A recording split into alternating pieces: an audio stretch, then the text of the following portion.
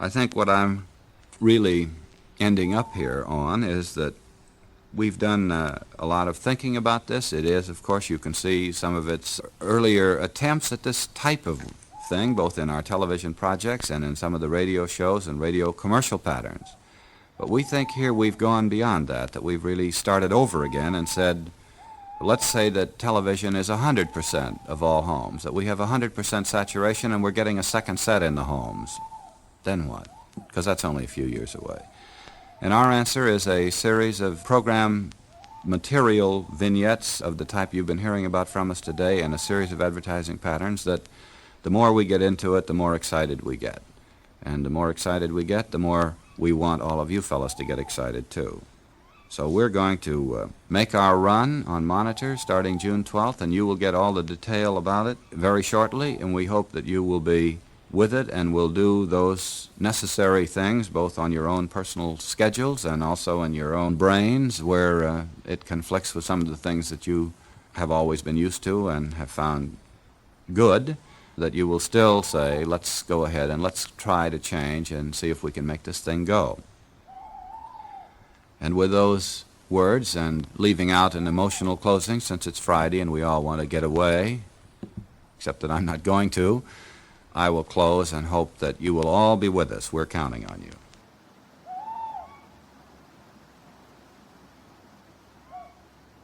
On June 13th, a new agreement was reached between General Motors and the United Automobile Workers.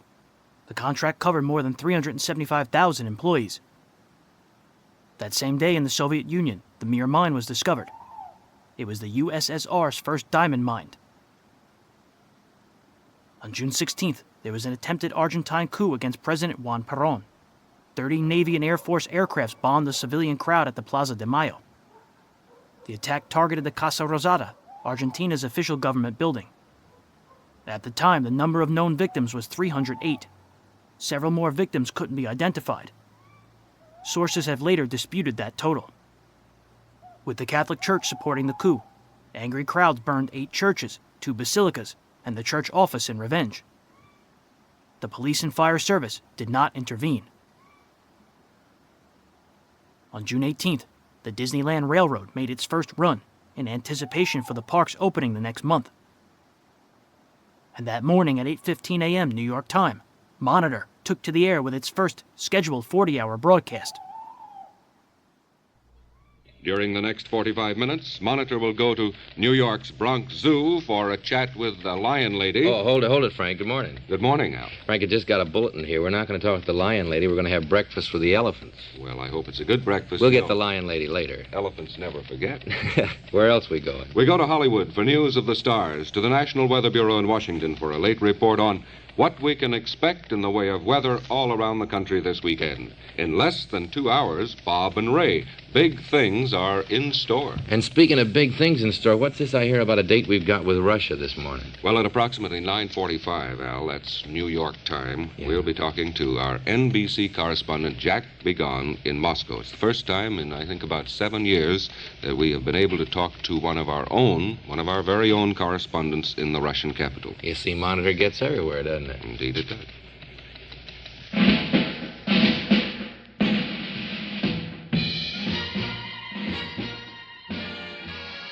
And just like that, Monitor was off and running.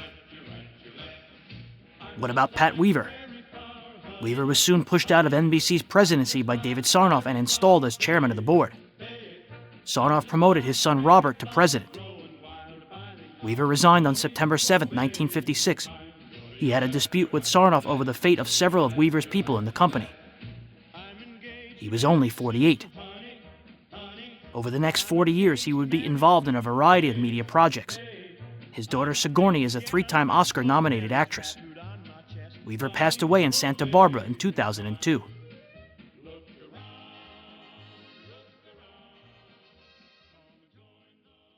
However, before Weaver resigned from NBC, he was at the helm for the subject of our next episode of Breaking Walls. It dealt with, perhaps, the one place Weaver couldn't go. Into the future. Countdown for blast off. X minus 5, 4, 3, 2, X minus 1, fire.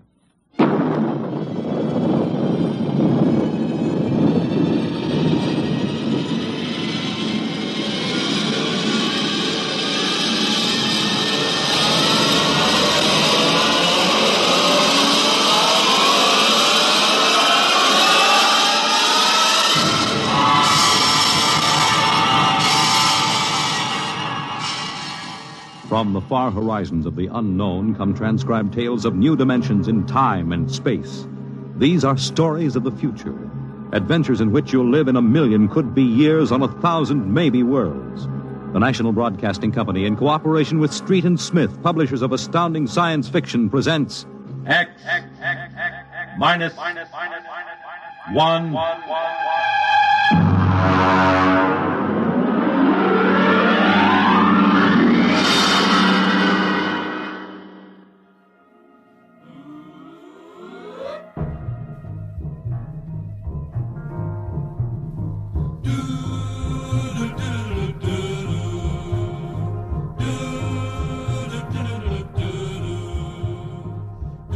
Next time on Breaking Walls, we blast off to infinity and beyond with a show that launched on Sunday evenings in early 1955. It was temporarily suspended for the debut of Monitor. However, it was brought back on Thursdays in July and would go on to become one of the most critically acclaimed and far-reaching science fiction shows in history. The show? X-1.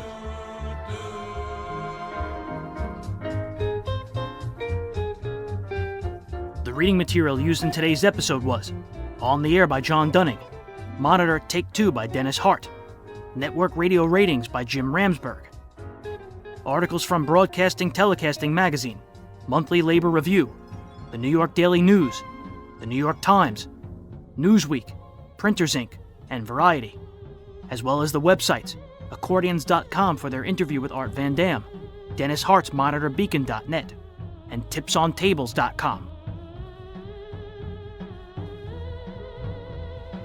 On the interview front, Pat Weaver was interviewed for Fred Allen's May 29, 1956 biography and sound. Ben Grauer was interviewed for NBC's 50th anniversary and Westinghouse's 50th anniversary.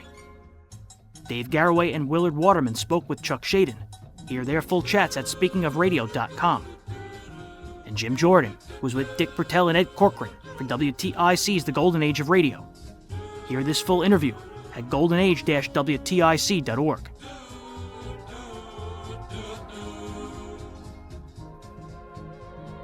Selected music featured in today's episode was Shangri-La by the new Spike Jones Band, Maris's Farewell by George Winston, and Moon Moods by Les Baxter and his orchestra.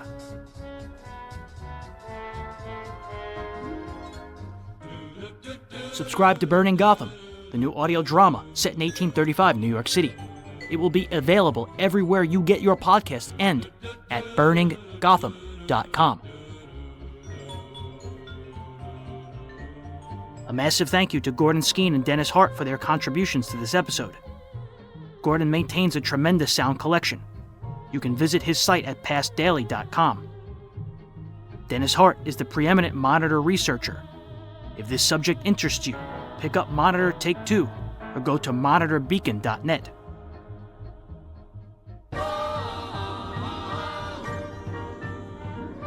Breaking Walls episode 117 will focus on perhaps the greatest science fiction show in radio history. It was the first show I ever listened to and holds a special place in my heart. We'll stay with NBC in 1955 for the backstory, interviews about, and show episodes on X-1.